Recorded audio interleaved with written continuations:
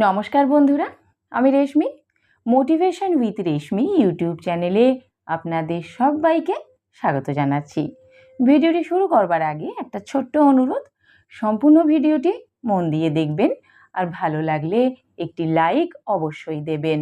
পরিচিতদের মধ্যে ভিডিওটি শেয়ার করে দেবেন যাতে সকলেই এই ভিডিওটির মাধ্যমে উপকৃত হতে পারেন। আর আমার চ্যানেলটি যদি এখনও না সাবস্ক্রাইব করে থাকেন তাহলে অবশ্যই সাবস্ক্রাইব করে বেল বাটনটা অল করে রাখুন, তাহলে আমি যখনই ভিডিও আপলোড করব সবার আগে নোটিফিকেশন আপনার কাছে পৌঁছবে। বন্ধুরা, লক্ষ্মী পুজোর দিনে কোন ভুলগুলি একদমই করা উচিত নয়, যেগুলি করলে আপনার বাড়িতে অমঙ্গল আসতে পারে? বৃহস্পতিবার দিন মা লক্ষ্মীর আরাধনা আমরা সকলেই করে থাকি, কিন্তু সঠিক নিয়ম মেনে আরাধনা করলে তবেই আপনার সংসারের শ্রীবৃদ্ধি ঘটবে এবং সংসারে শান্তি ও মঙ্গল বজায় থাকবে। সঠিক নিয়ম মেনে যেমন লক্ষ্মী পুজো করতে হয়, ঠিক একইভাবে যেদিন বাড়িতে লক্ষ্মী পুজো করা হয় সেই দিন এমন কিছু কিছু কাজ রয়েছে যেগুলি করা থেকে একদমই বিরত থাকতে হবে। লক্ষ্মী পুজোর দিন যদি বাড়িতে এই সমস্ত কাজগুলি করা হয় তাহলে মা লক্ষ্মী অত্যন্ত রুষ্ট হবেন।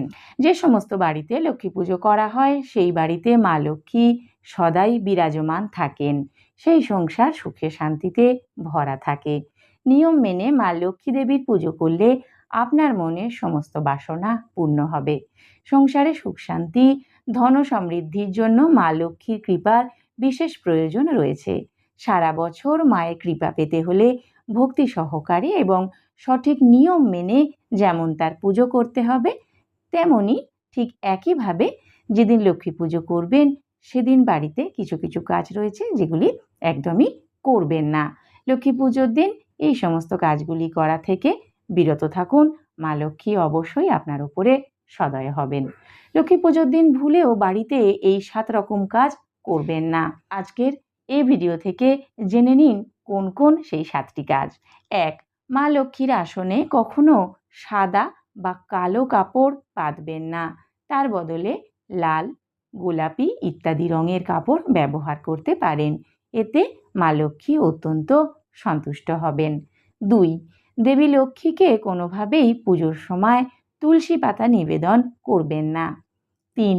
লক্ষ্মী পুজোর সময় কোনো লোহার তৈরি বাসন একেবারেই ব্যবহার করবেন না। 4. দেবী লক্ষ্মীকে কোনো সাদা রঙের ফুল অর্পণ করবেন না। সাদা রং ছাড়া অন্যান্য রঙের ফুল যেমন লাল, হলুদ, গোলাপি ইত্যাদি রঙের ফুল মা লক্ষ্মীকে নিবেদন করবেন। 5.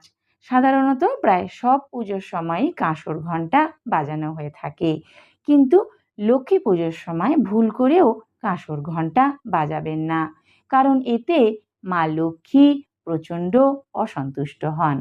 6 নম্বর, লক্ষ্মী পুজো করার সময় আপনি নিজেও লাল, গোলাপি, হলুদ বা কমলা এই ধরনের রঙের পোশাক ব্যবহার করবেন।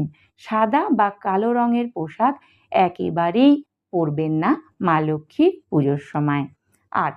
লক্ষ্মী পুজোর দিন কোনোভাবে বাড়ি থেকে অন্য কাউকে চাল দেবেন না।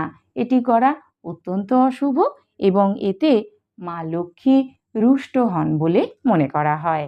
বন্ধুরা, 12 মাসই বাড়িতে করা হয় লক্ষ্মী দেবীর আরাধনা।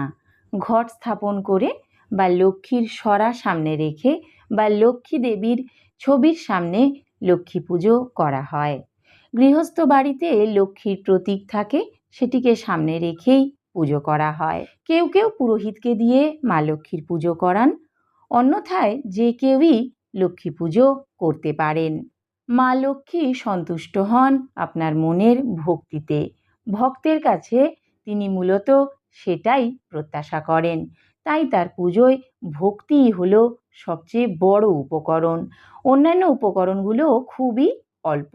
যদি ঘট স্থাপন করে পুজো করতে হয় তবে ঘটের সঙ্গে অল্প পরিমাণ মাটি, সিঁদুর, ধান, আমের পল্লব, দূর্বা, আতপ চাল এবং জল প্রয়োজন। এছাড়া লক্ষ্মী পুজোয় লাগে হরিতকি, চন্দন, ধূপ, দ্বীপ, ফুল মূলত মাটি ও ধানের উপর স্থাপন করতে হয় লক্ষ্মীর ঘট। ঘটে অবশ্যই জল দেবেন। ঘটের উপরে রাখবেন আমের পল্লব, কাঁঠালি কলা ও হরিতকি। ঘটের গায়ে সিঁদুর দিয়ে আঁকবেন মঙ্গল চিহ্ন। ঘটের পাশে আঁকতে হয় দেবী লক্ষ্মীর পায়ের ছাপ অর্থাৎ আলপনা। একটু জল এখানেও দিতে পারেন।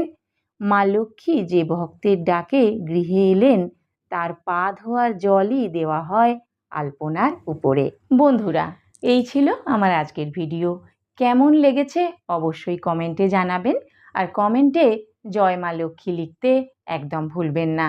ভিডিওটি দেখে যদি ভালো লাগে তাহলে একটি লাইক অবশ্যই দেবেন, আর আপনার পরিচিতদের মধ্যে ভিডিওটি শেয়ার করে দেবেন যাতে সকলেই এই ভিডিওটির মাধ্যমে উপকৃত হতে পারেন। চ্যানেলটি এখনও না সাবস্ক্রাইব করে থাকলে এখনই সাবস্ক্রাইব করে দিন। সম্পূর্ণ ভিডিওটি দেখার জন্য অনেক ধন্যবাদ।